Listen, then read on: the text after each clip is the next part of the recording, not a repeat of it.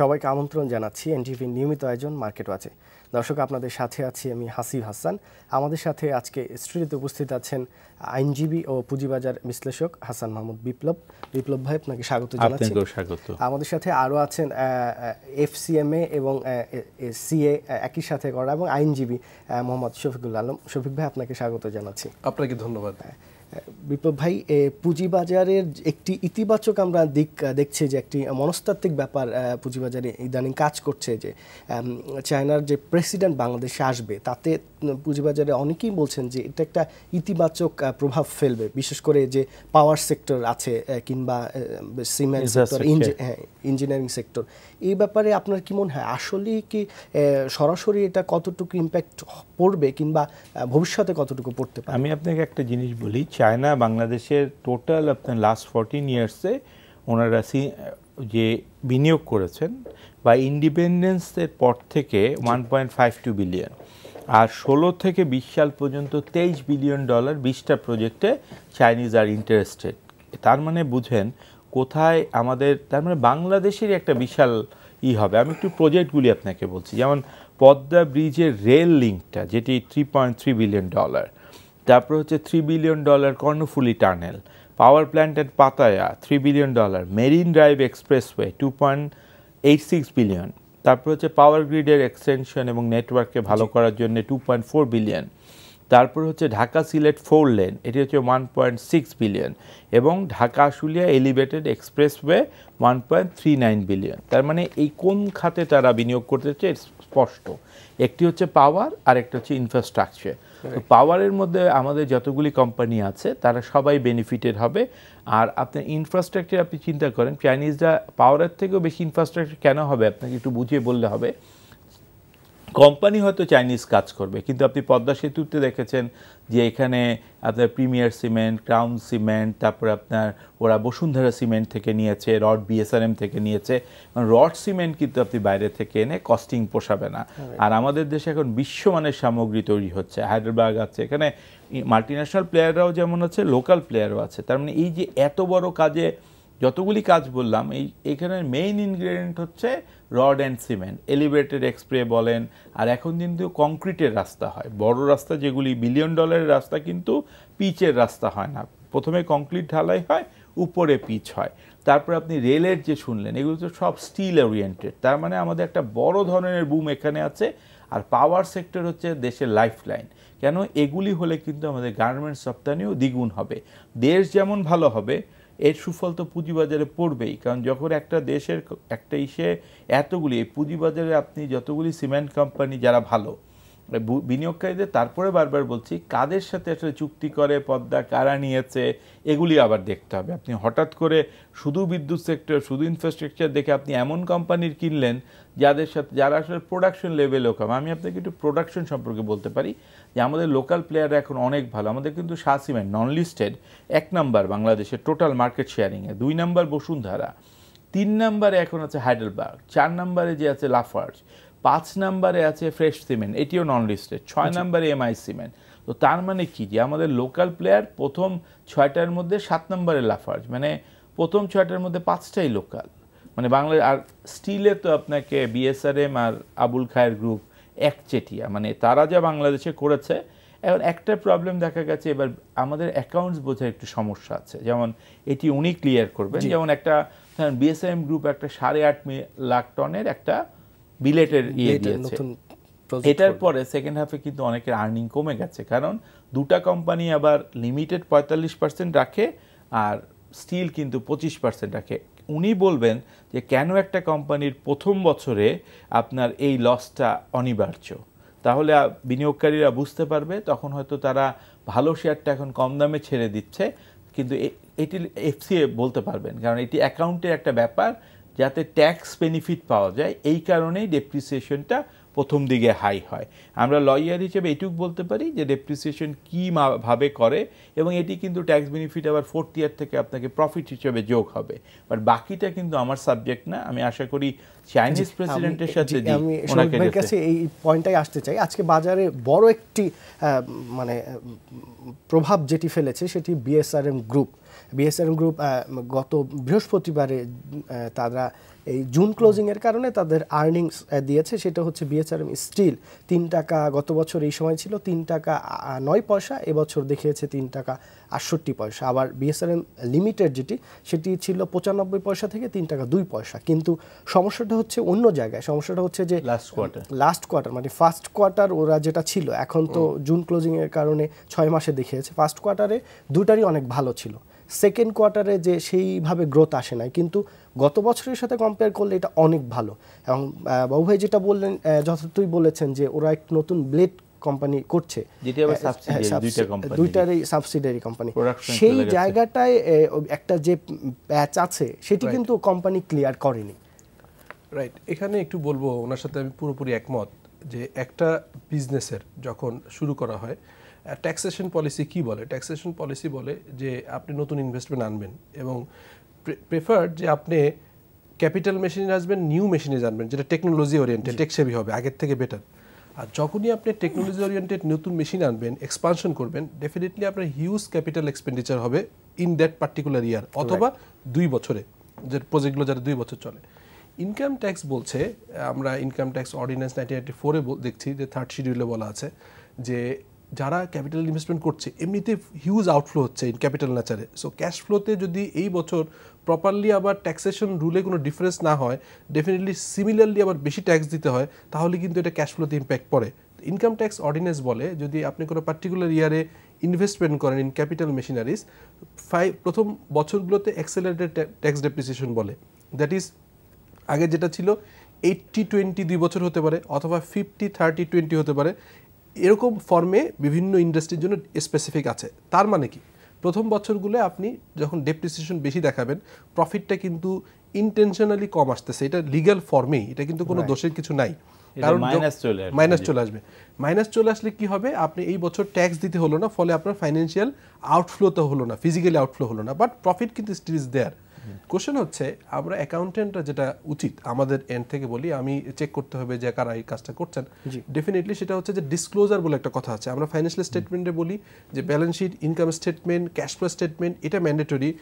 ওনার security statement দেখাবেন, সঙ্গে সঙ্গে ম্যান্ডেটরি হচ্ছে notes to the financial statement বলে, যেটাকে বলা হয় ডিসক্লোজার। ডিসক্লোজারে ক্লিয়ার করা দরকার যে আমাদের যদি অ্যাজ ইউজুয়াল হতো, আমরা যদি অ্যাক্সেলারেটেড ডেপ্রিসিয়েশন অ্যাপ্লাই না করতাম, তাহলে প্রফিটটা এরকম আসতো, ইপিএসটা এরকম আসতো। বাট যেহেতু আমরা হিউজ ক্যাপিটাল মেশিনারিজে ইনভেস্ট করেছি, সো যে কারণে আমাদের প্রফিটটা এভাবে আসছে। এটা হলে কি বেটার, নেক্সট ইয়ারগুলো দেখেন যদি 3 বছরের হয়, ফার্স্ট, সেকেন্ড, থার্ড, ফোর্থ ইয়ারে যে দেখেন ডেপ্রিসিয়েশন নীল হয়ে যাবে, তখন প্রফিটটা কিন্তু হিউজ বাড়বে। সো অ্যাজ এ ইনভেস্টর আমি যদি এখন দেখি প্রফিট কম, আমি অল্প মূল্যে শেয়ার সেল করে দেই, আর থার্ড ইয়ারে যারা জানছেন, আমাদের মতো ফাইন্যান্সিয়াল লিটারেসি যারা আছেন বা যারা ভাইদের মতো এগুলো বুঝেন, তারা কিন্তু এখন এটা জেনে 3 বছর 2 বছর যেন লং টার্ম ইনভেস্ট করলে এটা হিউজ প্রফিট পাবেন। আমি আরেকটু যোগ করছি যে সকাল থেকে যে পরিমাণ শেয়ার ট্রেড হয়েছে, বেচেছেন যারা, বুঝলেন, এত শেয়ার কিনলো কে, তার মানে কেউ না কেউ এই ফাইন্যান্সও জানে এবং এও জানে। আমরা প্রোগ্রাম শুরু করার আগ পর্যন্ত যে ডাটাটা বিএসআরএম লিমিটেড যেটি, সেটি 32 লাখের উপরে শেয়ার ট্রেড হয়েছে, এবং এখানে আমরা একটি তথ্য পেয়েছি, সেটি হচ্ছে একটি হাউস থেকেই 15 লাখের উপরে শেয়ার বিক্রি হয়েছে। সেল দিল ব্যাপার না, আমার কথা হচ্ছে বায়ারটা, যদি এই শেয়ারটা খারাপ হতো, এগুলি যদি যারা না বুঝতো, তাহলে 50,000 পর কোনো বায়ারই খুঁজে পেতেন না, হল্টেড এরকম হয়েছে না ডিএসসিতে পরপর 3 দিন। তার মানে 32 লাখ যে কিনেছে, কিন্তু দেখবেন 2 বা 3 জন যারা, মানে কোম্পানি হোক, ইনস্টিটিউট হোক, যারা ফোরকাস্টটা জানে।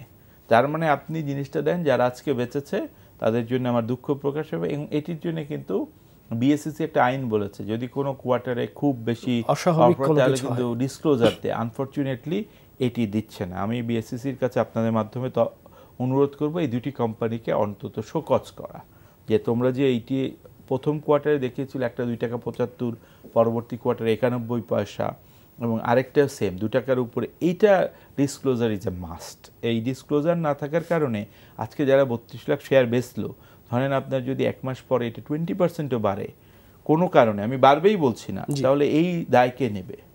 বিএসসিসি তো আইন করে দিয়েছে, ডিএসসি কেন এই নিউজটা দেওয়ার আগে ক্ল্যারিফাই করলো না? আমাদের সবচেয়ে বড় অদক্ষতা আমি দেখছি যে ডিএসসিতে নতুন এমডি এসেছেন, আমরা তাকে স্বাগত জানাই, কিন্তু তাদের যেই ডিপার্টমেন্ট এটা দেখে তারা কিন্তু একটা বড় কোম্পানি দিলেই সরাসরি দিয়ে দেয়। আরেকটি বিষয় আমি আপনার কাছে আসবো, আগে শফিক ভাইয়ের কাছ থেকে জানি যে এই বিএসআরএম নিয়ে আরেকটি সমস্যা তৈরি হয়েছে। গতকালকে আমরা যেটা দেখেছি বন্ধের দিন, যে বিএসআরএম লিমিটেড এবং বিএসআরএম স্টিল এই দুটো কোম্পানির ডিরেক্টর পোর্শন মানে যে শেয়ার হোল্ডিং সেইটি কিন্তু বড় ধরনের পরিবর্তন হয়েছে।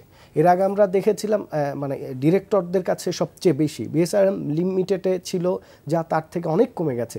বিএসআরএম স্টিলে যা মাত্র 10% সম্ভবত ডিরেক্টরদের কাছে আছে, কিন্তু কোনো ধরনের ঘোষণা ছাড়া শেয়ারগুলো তো বিক্রি করার কোনো সুযোগ নাই এবং বিক্রি করেও নাই। এটি আমি একটু বলি, একটি আইন হয়েছে, এসএসসির নতুন আইনটা ডিএসসি এবং সিএসসি পরিপালন করছে। এখন স্পন্সর বলতে স্পন্সরের সংজ্ঞাই চেঞ্জ হয়ে গেছে।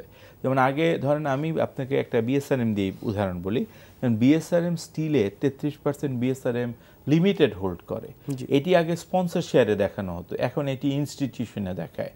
কারণ বিএসআরএম লিমিটেড ইটসেলফ আ ইনস্টিটিউশন, তো তার মানে ইনস্টিটিউশনের ইনভেস্টমেন্ট, ওই সাবসিডিয়ারি ইনভেস্টমেন্টগুলোকে যেহেতু 50%-এর নিচে হলে সেটাকে আর আপনাকে এখন স্পন্সর শেয়ার না দেখিয়ে দেখায় দিচ্ছে যদি লিস্টেড হয় এটা ইনস্টিটিউশন। এইখানে বাবু ভাই একটি সমস্যা তৈরি হয়েছে, সেটি হচ্ছে যে আপনি করছেন, যখন আপনি করবেন পুরো আপনার যতগুলো লিস্টেড কোম্পানি আছে সবগুলো আপনি করবেন, আপনি ইন্ডিভিজুয়ালি দুটো কোম্পানির করছেন, তখন মানে কিন্তু বিনিয়োগকারী এটা স্বাভাবিকভাবে নিচ্ছে না।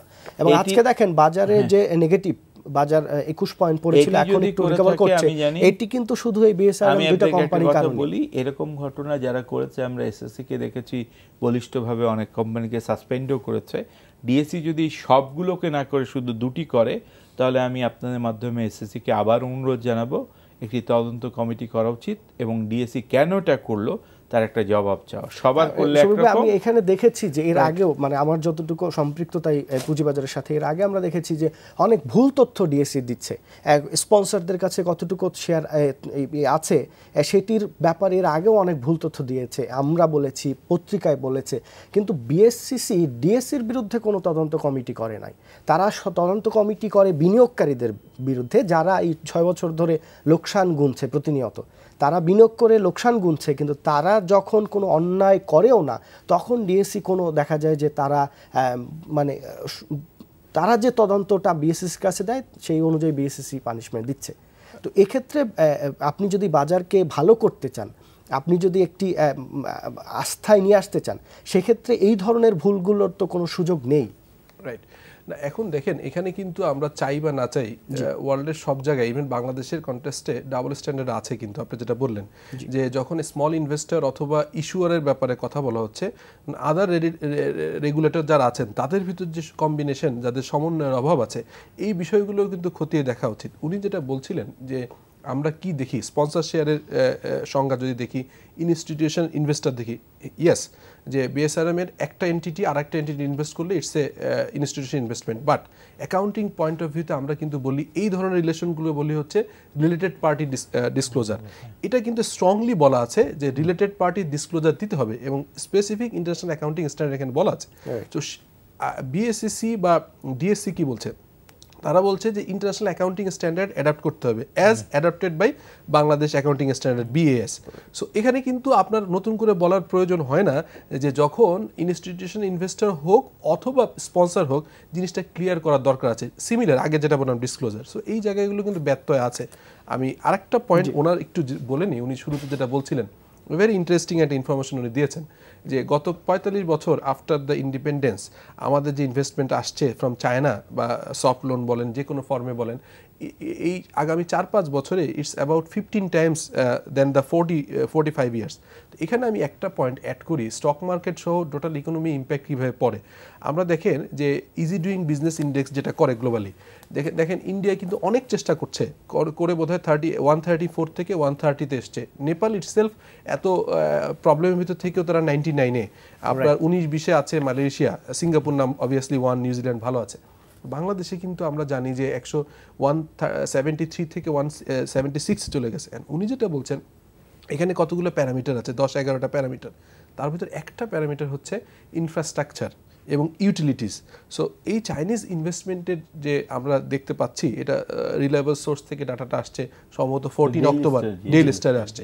সো এই দুটো যদি আসে যে আপনার ইনফ্রাস্ট্রাকচার ডেভেলপ হয় অ্যাজ ওয়েল অ্যাজ আপনার যেটা হচ্ছে যে ইউটিলিটিসগুলো ইজি হয়, তাহলে দেখা যাবে যে আমরা এলএনজি কথা শুনছি যে এখন এলপিজি আমরা পাচ্ছি না, আমাদের গ্যাস আসছে না, এলএনজি স্টেশনগুলো যদি তৈরি হয়ে যায়, ইনফ্রাস্ট্রাকচারে চেঞ্জ আসলে অ্যাজ ওয়েল অ্যাজ ইনভেস্ট করার মতো ফান্ড কিন্তু আমাদের আছে, ব্যাংকে আছে এবং নন ব্যাংকিং চ্যানেলেও আছে। সো নাও এই প্রবলেমগুলো এবং আরও কিছু small laws and regulation, specially যেগুলো হচ্ছে যে আরবিটারি ইস্যুগুলো আছে, তারপরে ল্যান্ড অ্যাকুইজিশন, কোম্পানি ফরমেশন সহ। আমি কিন্তু অটোমেশনে এটা একটা ভালো সাইন যে যদি ঢাকা স্টক এক্সচেঞ্জ বলেন বা আরজিএসি বলেন অথবা ইভেন যদি রাজুক বলেন, আমি গতকালকে একটা ইনফরমেশনে খুব অবাক হলাম যে ঢাকা শহরে রাজুকের যত ল্যান্ড আছে আপনি কিন্তু ম্যাপে যে ওই পার্টিকুলার পয়েন্টে যদি ক্লিক করেন ওর ডিটেইলস হিস্ট্রি চলে আসে।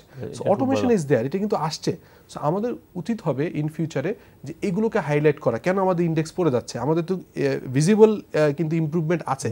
সো এগুলোকে যদি ওয়ার্ল্ড ব্যাংক সহ যারা এই রেটিংগুলো করে, ওয়ার্ল্ড ব্যাংক গ্রুপ, তাদের কাছে যদি প্রপারলি হাইলাইট করা যায়, আমার মনে হয় ইন্ডেক্সটা যখন ভালো হবে বাইরে ইনভেস্টমেন্ট আসতে সুবিধা হবে। কেন 173 থেকে 176 যাবে, কেন নয় যে 173 থেকে 165 যাবে? এখানে সমস্যাটা হচ্ছে যদি আমি আবার সেই মাইক্রো লেভেলে আসি, এই যে বিএসআরএম নিয়ে যেটা হলো, কোম্পানিতে আমি একটা তথ্য পেয়েছি যে ওদের যে সেলস, ওদের মানে ডিলাররা ওদের টাকা অগ্রিম দিয়ে আসছে, প্রোডাক্ট পাচ্ছে না, কারণ কোম্পানি কিন্তু প্রোডাক্ট দিয়ে শেষ করতে পারছে না। তার মানে কোম্পানি কিন্তু সুপার ব্যবসা করছে। এক্স্যাক্টলি। কিন্তু আজকে বামে হল্টেড, মানে 10% কমে যাচ্ছে।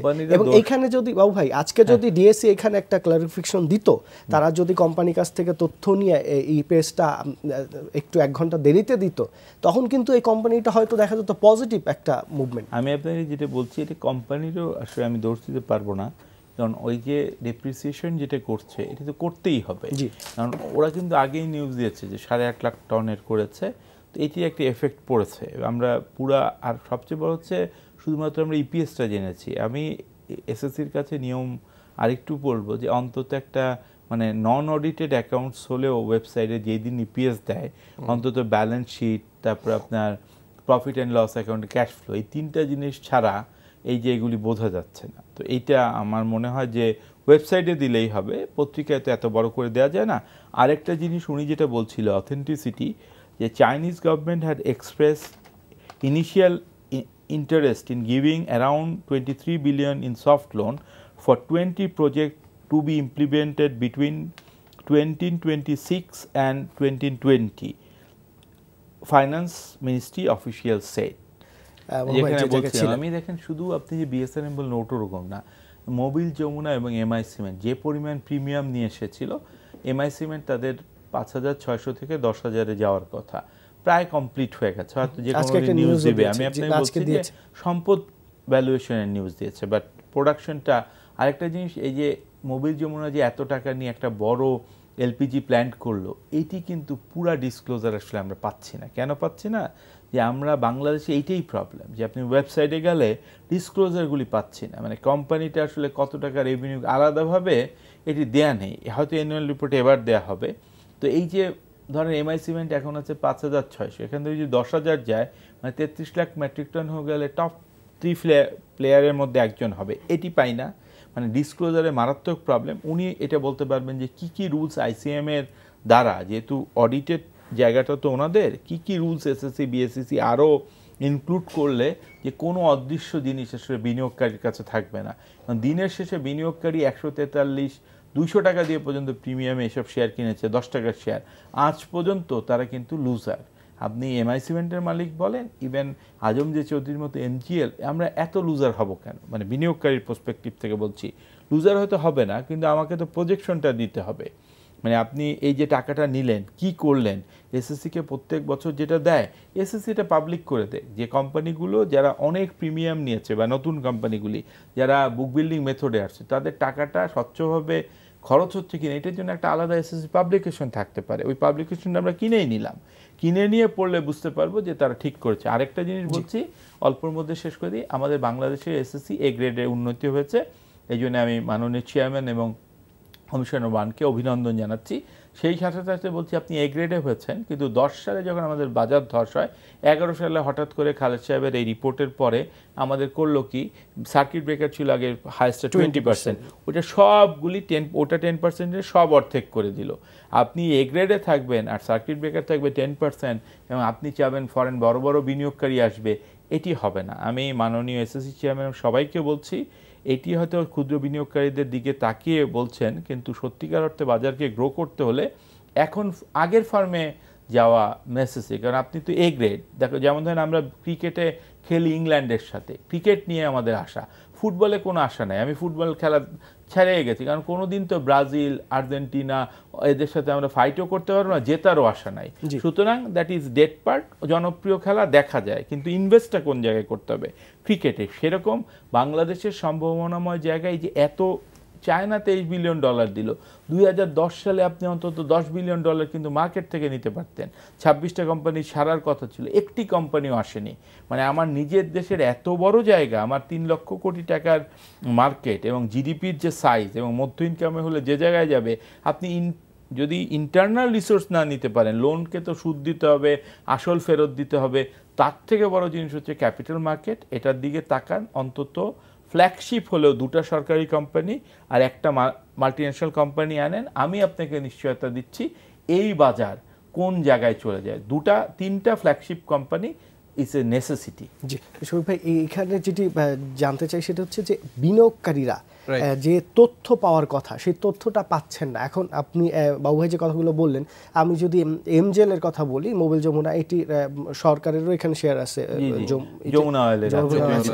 তো এই কোম্পানিটা অনেক ভালো বিজনেস করছে, কিন্তু প্রাইস কি হবে সেটা অন্য বিষয়, প্রাইস ডিমান্ড সাপ্লাইয়ের উপর ডিপেন্ড করে। কিন্তু বিনিয়োগকারী, একজন ব্যক্তি বিনিয়োগকারীর পক্ষে কি মোবিল যমুনার সব তথ্য পাওয়া সম্ভব যদি তারা কোম্পানি না দেয় ওয়েবসাইটে বা অন্য কোনো ফরম্যাটে?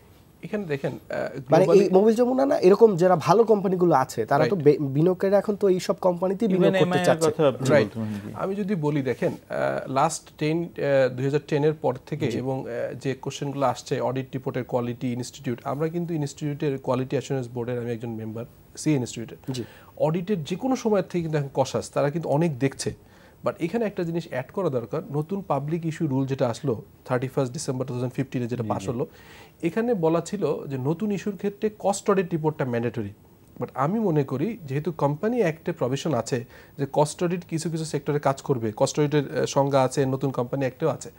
লিস্টেড কোম্পানিগুলো যদি অ্যাটলিস্ট কস্টিংয়ের পার্টটা যদি কস্ট অ্যাকাউন্টেন্ট দ্বারা অ্যাপ্রুভ করানো যেত, লেটস সে ডেপ্রিসিয়েশন ইস্যুটা, এই ডিসক্লোজার কিন্তু ফাইন্যান্সিয়াল অ্যাকাউন্টিং পার্টে অত নাও হতে পারে, because this is a part of factory. যখন ex factory cost of production কত, এটা যখন আপনি একটা সার্টিফাইড অডিটর, কস্ট অডিটর দিয়ে করতে পারতেন। দেখেন institute of cost and management accountant Bangladesh এই 3 বছরে যারা কাউন্সিলে আছেন হিউজলি কাজ করেছেন আপনার ক্যাপাসিটি বিল্ড আপের জন্য। এখন যদি এটা করা যায় যে not only new issue, existing সব লিস্টেড কোম্পানিগুলোর কস্ট অডিটের একটা রিপোর্ট থাকবে, যেমন আমরা জানি যে কোম্পানি সেক্রেটারি ডিসক্লোজার থাকে যে আপনার আইএসআইএফএসগুলো কমপ্লাই করা হচ্ছে কিনা, মানে কর্পোরেট গভর্নেন্স গাইডলাইনের একটা অডিট রিপোর্ট থাকছে। এই সঙ্গে সঙ্গে যদি আমরা একটা কস্ট অডিটের উপরে অ্যানালাইসিস থাকতো, it will be more disclosure base, তাহলে কিন্তু ইনভেস্টার আরও বেটার দেখতে পারতেন। এই যে বিএসআরএম এর যে ইস্যুটা বললেন, এখানে কিন্তু একটা ছোট নোট আসতে পারতো যেদিন যেদিন এই নিউজটা আসছে, এটা ডেফিনেটলি প্রাইস সেন্সিটিভ এবং বলা দরকার ছিল যে এই ইপিএসটা আসার কারণে লজিক্যাল এই গ্রাউন্ডে এই ডিফারেন্সটা আছে। এবং কোম্পানির ওয়েবসাইটে আমি ব্যক্তিগতভাবে দেখেছি যে একটি পেজে তারা যে দিয়েছে তাদের আর্নিংস কত, তাদের প্রফিট কত, লাস্ট ইয়ারে কত ছিল সেম, এবং বিএসআরএম স্টিল যেটা সেটা দিয়েছে যে তারা নতুন করে একটা ব্লেড ফ্যাক্টরি। আমি আপনাকে যে জিনিসটা একটু বলি, আসলে সবচেয়ে বড় কথা হচ্ছে আমাদের দেশে যে বলছেন যে মানে এসএসসি শক্ত হচ্ছে, আমরা বড় কোম্পানির দিকে দেখছি, কিন্তু আমরা চাই না এত শক্ত হোক, কারণ ট্রেড সাসপেন্ড হলে তবে বিনিয়োগকারী ক্ষতিগ্রস্ত হয়। কিন্তু আপনি দেখেন সরকারি কোম্পানির অডিট বুক একটা থাকে, মাল্টিন্যাশনাল কোম্পানির একটা থাকে। আনফরচুনেটলি আমরা শুনতে পাই, আমরা তো দেখতে পাই না, যে লোকাল কোম্পানির অনেকগুলি বুক অফ অ্যাকাউন্টস থাকে, আর্নিং হয়তো আপনি দিলেন, কেটে দিলেন। তো এটার জন্য যেটি হচ্ছে এখন কিন্তু একটা ফাইন্যান্সিয়াল যে একটা সংসদে যেটি পাস হবে, ওটার পর কিন্তু একটা ম্যাসিভ চেঞ্জ পাবেন। এই যে ফরেনাররা বারবার বলছে যে এই একটা পাস করা কত $1 বিলিয়ন তোমার মার্কেটে দরকার। মানে যখন আমি দেখেন আজকে কিন্তু ভালো হলে কী লাভ, আমি আপনাকে একটা কথা বলি, বাংলাদেশে 1995 সালে লিডিং ফার্মা ছিল ভ্যাকসিনকো, আর স্কোয়ার অনেক পরে ছিল। আজকে স্কোয়ার বিনিয়োগকারী যে 1 টাকা স্কোয়ারে বিনিয়োগ করেছে তার 300 টাকা হয়েছে, আর ফার্মায় যারা বিনিয়োগ করেছে তাদের কথা নাই বললাম, তাতে কি তার মালিকের সবচেয়ে লাভ হলো না? কারণ 70% শেয়ার তো তার মালিকের, মানে আমি 1 টাকা 300 টাকা হয়েছে, তাহলে তার 70%, মানে সে $1 বিলিয়ন ফ্রম স্কোয়ার ফার্মা, এই কোম্পানিটা এখন বছরে আফটার ট্যাক্স 600 কোটি টাকা প্রফিট করে। মানে আপনি যদি ভালো হন, বা রেনেটার মালিক, মানে আপনি যত ভালো হবেন, পাবলিককে যত দিবেন, দিনের শেষে আপনি ওয়ারেন বাফেট হবেন। বাবু ভাই, এই অন্য আপনি তো আইনজীবী, শফিক ভাই আপনিও আইনজীবী, আমার একটি প্রশ্ন, সেটি হচ্ছে যে পৃথিবীতে অনেক ফাইন্যান্সিয়াল ক্রাইম আমরা দেখি, সেখানে মামলা হয় এবং সেই মামলাগুলোতে দেখা যাচ্ছে যে অনেকেই জিতেন এবং সেখানে ওই ক্রাইমগুলোতে যারা ক্ষতিগ্রস্ত তারা এখানে একটা পান। কিন্তু বাংলাদেশে ধরেন আপনি আজকে বিএসআরএম এর কথা এই কারণে আসছে, কারণ বিএসআরএম দুইটা টপ 1 এবং 2-তে ট্রেড হচ্ছে এবং এই কারণে কিন্তু পুরো মার্কেট নেগেটিভ। তো এইখানে যদি যেসব বিনিয়োগকারী ক্ষতিগ্রস্ত হয়েছেন, এবং ক্ষতিগ্রস্তটা কি, কোম্পানি ভালো করছে, তারা নতুন ফ্যাক্টরি করেছে, এটা আরও গুড নিউজ, কিন্তু বামে হল্টেড, তার মানে হচ্ছে যেখানে যেসব বিনিয়োগকারী ক্ষতিগ্রস্ত হয়েছেন কাদের কারণে, তারা কি আইনের আশ্রয় নিতে পারেন কিনা? আমি আপনাকে বলছি, এখন প্রবলেম হচ্ছে এখানে যে যতটুক ক্ষতিগ্রস্ত হয়েছে এটিতে সেইভাবে আইনের আশ্রয় নেওয়া যাবে না। কেন আমি আপনাকে বলছি, এইটির ডিএসসির বিরুদ্ধে আসলে আপনার বলতে হবে। কোম্পানির কথা হচ্ছে, আমি বলতে চাচ্ছি যে কারো বিরুদ্ধে, কার কারণে সমস্যাটা হয়েছে, যারা সমস্যা হয়েছে। কিন্তু আমাদের দেশে দুটা ল খুব দুর্বল, একটা হচ্ছে টর্ট ল, মানে মানহানির লটা, আরেকটা হচ্ছে কম্পেনসেশন ল। মানে কম্পেনসেশনটা এখন ওইভাবে হয় নাই, আর যদি এখনই আমরা কম্পেনসেশন দিতে চাই তাহলে আমাদের মাত্র 400 কোম্পানি লিস্টেড আছে, ভবিষ্যতে কেউ আসবে না। কারণ প্রবলেম হচ্ছে আপনি ওই জায়গায় ঠিক না করে আমাদের করতে হবে কি, নাম্বার 1 হচ্ছে আইন অনেক ভালো হয়েছে। এখন শুধু ফাইন্যান্সিয়াল যে আপনার একটা সংসদে প্লেসড আছে, এটি এই সংসদের কাছে অনুরোধ, এটি হয়ে গেলে অনেকখানি আগে যাবে। আর বিনিয়োগকারীদের লিটারেসি দরকার। এখন আপনি বলবেন লিটারেসি প্রোগ্রাম তো হয়, ওয়ার্ল্ড ক্লাস লিটারেসি, আর একটা হচ্ছে আপনাকে আমি শিখালাম ইপিএস কত, ডিপিএস কত। এখন আপনি জানেন অধিকাংশ কোম্পানি, বড় বড় ফাইন্যান্সিয়াল ইনস্টিটিউট যে মেথডে ভ্যালুয়েশন করে, ওটার মধ্যে ডিসিএফ নাই। মানে ডিভিডেন্ড ডিসকাউন্ট রেটে বাংলাদেশের কয়েকটা কোম্পানি করে, তাদের নাম না বললাম, বাকি এত ব্রোকারেজ, এত কের হাতে এটা নাই। মানে দুটো ছেলে তারা রাখতে চায় না, অথচ এটা দিয়ে সারা পৃথিবীতে বাফেটকে যদি আপনি একটা শেয়ার কিনতে বলেন, সে তো ফিউচার আগামী 10 বছরের তার কোম্পানির গ্রোথ, ডিভিডেন্ড ফোরকাস্ট দেখেই কিনবে। এই মেথডটা রিসার্চ নাই। আপনি যাকে শুধু শুনে, আমি একটা আজকে আপনার সবাই দর্শকদেরও বলছি যারা আমাদের ক্ষুদ্র বিনিয়োগকারী, বাফেট হাসতে হাসতে এক সময় তার কলিগদের বলতেন যে Wall Street is the only place where people goes with Mercedes and take advice from soft people। মানে হচ্ছে মার্সিডিজে নেমে যারা বাসে চড়ে তাদের থেকে বুদ্ধি নেয়। আমাদের ক্যাপিটাল মার্কেটে আপনি একটা এখন ফোন করতে লাগে 25 পয়সা, 25 পয়সার ফোনে আপনি 10 কোটি টাকা ইনভেস্ট করতে চান এবং আপনি লাভও চান, এটি কিন্তু খুব কঠিন। ওনার দুইটা বিষয়, উনি যেটা বলছেন যে ফাইন্যান্সিয়াল রিপোর্টিং অ্যাক্ট, এটা কিন্তু অলরেডি একটু ওনাকে জ্ঞাতার্থে বলছি, অলরেডি অ্যাপ্রুভড হয়ে গেছে। ফাইন্যান্সিয়াল রিপোর্টিং কাউন্সিলের জন্য কিন্তু সার্চ কমিটিটাও অলরেডি এস্টাবলিশমেন্ট আছে, এবং এটা কিন্তু আমি বলবো যে উইং অ্যাকাউন্টেন্ট যেহেতু সবগুলো প্রফেশনের সাথে আমি আছি, উই ফিল কমফোর্টেবল যে এখন কিন্তু আমি এককভাবেই ল তৈরি করছি না, আমি অ্যাজ এ রেগুলেটর, আমি রেগুলেটর হিসেবে আছি, আবার আমি অডিটও করছি। সো এটা বেটার যে, আর এটা তো আসলে ওই কমিটিতে যারাই থাকুক কেন, যেহেতু ফাইন্যান্সিয়াল লিটারেসি আমরা সবচেয়ে ভালো বুঝি এই সেক্টরটা, আমাদের দ্বারাই হবে, বাট একটু বেটার ওয়েতে। আর একটা পয়েন্ট উনি যেটা বললেন, ওয়ারেন বাফের কথা বললেন, রিসেন্টলি আমি সেকেন্ড টাইমের জন্য ওয়াল স্ট্রিট একটা মুভি আছে, আপনি দেখবেন, বাংলাদেশের মার্কেটের কোন একটা রিমার হলে যেভাবে ওয়ার্ল্ডে কাঁপানো হয়, যেভাবে নেগেটিভ নিউজ আসে, সারা ওয়ার্ল্ডে এটা আছে। আমরা এটা কিন্তু আপনার রিয়েল মুভি আছে, ওয়াল স্ট্রিট মুভিটা যদি না দেখা থাকে আপনারা দেখতে পারেন। Very Michael Douglas, right right, এটা খুবই একটা ইন্টারেস্টিং একটা মুভি। সো যেটা বলছিলাম যে আমাদের একটু কশাস হতে হবে যে ডিসক্লোজ আরও কত বেশি করা যায়, ডিসক্লোজার বেস। এবং সেখানে যেটা বলছিলাম যে এই ধরনের ইনফরমেশনগুলো যত বেশি আপনি দিতে পারবেন, সেখানে কিন্তু ট্রান্সপারেন্সি বাড়বে। উনি রাইটলি পয়েন্টেড আউট করেছেন, আজকে স্কোয়ার ফার্মা যদি ইফ ইউ কনসিডার, তাদের ডিসক্লোজার কিন্তু ভালো, তাদের ফাইন্যান্সিয়াল রিপোর্টিং সোফার আমার দৃষ্টিতে ভালো। আমি একটু আপনাদের কাছে জানাচ্ছি যে আমাদের এই প্রোগ্রামই তপন চৌধুরী এসেছেন, উনি বলেছেন যে এখানে বসেই উনি বলেছেন যে আমরা বিনিয়োগকারীদের কাছ থেকে টাকা নিয়েছি, বিনিয়োগকারী টাকা দিয়ে আমার কোম্পানি বড় হয়েছে, তো আমি বিনিয়োগকারী কেন দিব না, তারাও তো কোম্পানির মালিক। ডেফিনেটলি যে এই যে মন মানসিকতা, এটা বাবা শিখিয়েছেন। বাংলাদেশের যদি সত্যিকার অর্থে কয়েকজন মানুষ ধরেন, রেনেটার যিনি মারা গেছেন, হুমায়ুন সাহেব, স্যামসন সাহেব, এরা হচ্ছে বাংলাদেশের Warren Buffett.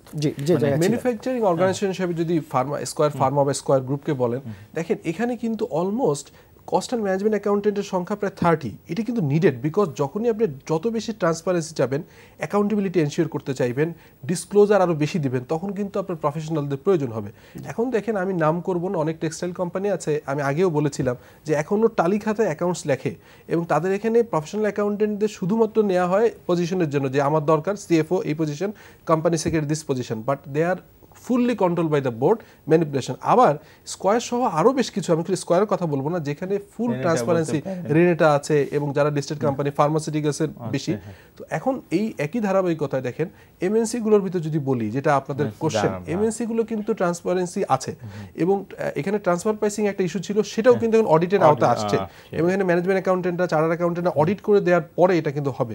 So fact is that যদি এমএনসি গুলোকে আনা যায়, স্পেশালি আপনি ইউনিলিভারের মতো যারা আছে, ব্যাংকগুলো অন্য কারণে আনা যাবে না, আমরা আনা যাবে না, কারণ ব্যাংক আমাদের দেশে কোনো লিমিটেড না, বাট আদার ম্যানুফ্যাকচারিং, এবং দেখেন উই আর দ্য কনজিউমার, আমরা কিন্তু রবিও তো আনার উচিত, রবির ব্যাপারে কথা শুনেছি, কিন্তু শেষ পর্যন্ত তারা পিছিয়ে। রবি আছে, বাংলা লিংক আছে, এগুলো কি মানে রবি এবং এয়ারটেল এখনো লসে আছে, 3 বছর প্রফিটে না থাকলে আবার আপনি বুক বিল্ডিং আসতে পারবেন। যেখানে মানে জিপি লিস্টেড, এখানে বাংলা লিংকের মতো কোম্পানি যদি লোকসানে থাকেও, সেটাও যদি আসে, এখানে কিন্তু একটা পজিটিভ ইমপ্যাক্ট পড়বে। বুক বিল্ডিং আসতে পারবে না, আর আমরা তো আশা করতে পারি না যে বাংলা লিংক 10 টাকায় আসবে। আপনাকে বুঝতে হবে, কারণ হচ্ছে একটা কোম্পানি যে ব্র্যান্ড ভ্যালু আছে, তো বাংলাদেশে আবার উনি বলতে পারবেন যে আমরা এই ব্র্যান্ড ভ্যালুটাকে লিটারালি ক্যালকুলেট করতে পারি না। যেমন কোকের কিন্তু ব্র্যান্ড ভ্যালু তার অ্যানুয়াল রিপোর্টে আছে, লাফার্জের আছে, ওয়ার্ল্ড লাফার্জ, বাংলাদেশের নাই। তখন হয় কি, কোম্পানি লসে থাকলেও অনেক কোম্পানি আছে brand value so high, people are interested to buy. এবং মানে এই তথ্যগুলো যদি থাকে, বিনিয়োগকারী কিন্তু একটা প্রপার ডিসিশন নিতে পারে সে কোন কোম্পানিতে ইনভেস্টমেন্টে যাবে। রাইট, এখানেও কিন্তু কোশ্চেন আছে, আপনি টাইম বিং ইনভেস্টমেন্ট পারপাস লসে আছেন, যেটা বলছি আমি, বাট আপনাকে দেখতে হবে ইন্টারন্যাশনালি অ্যাকচুয়ারি ভ্যালুয়েশন বলেন বা ফাইন্যান্সিয়াল ভ্যালুয়েশন মডেল বলেন, সেটা হচ্ছে একটা ধরা হয় যে একটা কোম্পানির লাস্ট 15 ইয়ার্সের সেলসে প্রজেক্ট করে আগামী 15 ইয়ার্সের সেলস কত হবে, যেটা উনি টার্মটা বলেছেন ডিসকাউন্টেড ক্যাশ ফ্লো মেথড করে, কিন্তু আমি এখন একটা ফাইন্যান্সিং মডেলিং করতে পারি। নট নেসেসারি কারেন্ট পজিশনে প্রফিটে নাই, এটা কিন্তু কোনো সলিউশন না। সলিউশন এটাই যে prospect is there, because huge popularity in Bangladesh, এবং এমএনসি যারা আছে যেভাবেই প্রাইসিং দেখা, যেভাবেই প্রফিটেবিলিটি শো করে কেন, আমার স্ট্রং বিলিভ, এবং ডাটা উপত্য নিলে আপনি দেখতে পারবেন, তথ্য উপত্য, যে এখানে কিন্তু যেহেতু পপুলেশনের ডেন্সিটি হিউজ, টেলিকম বলেন বা এফএমসিজির আদার মাল্টিন্যাশনাল কোম্পানি বলেন, তাদের প্রফিটেবিলিটি কিন্তু হিউজ, এবং হবে এটা আগামী 20 বছরেও তাদের প্রফিটেবিলিটি নিয়ে কোশ্চেন না। এবং এই কোম্পানিগুলো যদি আপনি একটা একটা করে আনা শুরু করেন, স্টক মার্কেটে ট্রান্সপারেন্সি, ডিপেন্ডেন্সি, এবং স্মল ইনভেস্টররা কিন্তু আস্থার সাথে আসবে। নতুন ইনভেস্টর আনতে গেলে কিন্তু নতুন স্ট্রং ব্র্যান্ডেড কোম্পানি আসবে। এইরকম যে যেখানে এই যে সমস্যাগুলো আছে, হ্যাঁ, আপনার তিতাসের ব্যাপারটা তো নাই, এটা অনেক আলোচনা হয়েছে।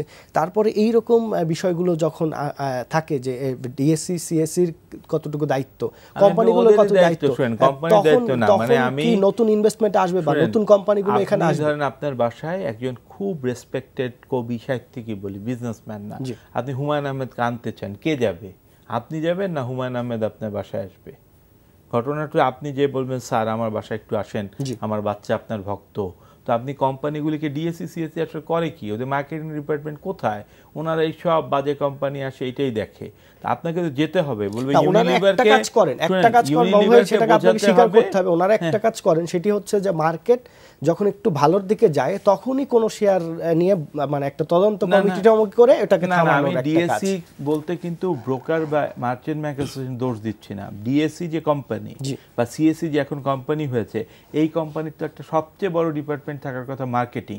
যে ইউনিলিভারকে বলবে যে আপনারা আমাদের আসেন, আমাদের এই যে অন্য মাল্টিন্যাশনাল 10 টাকার দেখেন বাজার এততে ট্রেড হয়, এইটা ট্রেড হয়, এই বেনিফিট পেয়েছে গত 15 বছরের এই ডাটা নিয়ে, তো আপনাকে বলতে হবে। আপনি বললে তো তারা যেখানে লিস্টেড হবে, আনফরচুনেটলি ওই মানে বিরাট ল্যাকিংস আছে। ওই মার্কেটিং টিম প্রেজেন্টেবল কিনা এটিও আমার যথেষ্ট সন্দেহ আছে। খুব জি, স্বাভাবিক। একদম শেষ দেখেন, পর্যায়ে। আপনার একটা জিডিপি সাইজের স্টক মার্কেট একটা কম্পারিজন সারা ওয়ার্ল্ডেই থাকে, আমাদের 8 to 10%, whereas আমাদের পার্শ্ববর্তী দেশগুলো কিন্তু 100 পরিমাণও আছে। সো আপনাকে মাথায় রাখতে হবে, ডিএসসি যদি বলেন অথবা বাংলাদেশ সিকিউরিটি এক্সচেঞ্জ কমিশন বলেন, তাদের কিন্তু একটা দায়িত্ব আছে। বিকজ আপনি দেখেন, একটা খারাপ লোক যাকে আপনি চান না উনি নিজের থেকে আসতে চাইবেন, বাট ভালো লোককে ইনভাইট করতে হবে। আমি মনে করি যে এখানে দায়িত্ব আমাদেরকে আছে। সময় দেওয়ার জন্য বাবু ভাই আপনাকে অনেক আপনাকেও ধন্যবাদ। ধন্যবাদ। আমরা যে জিনিসটি দেখছি যে বিএসসিসি কিন্তু অনেক কাজ করছে, সেই তুলনায় বিএসসিসির অনেক কাজ কিন্তু মানে ওই রকম আশানুরূপ ফল পাচ্ছে না ডিএসসিসিএসির কারণে। দর্শক, এখানেই শেষ করছি। আগামীতে অনুষ্ঠান দেখার আমন্ত্রণ রইল। সবাই ভালো থাকবেন। আল্লাহ হাফেজ।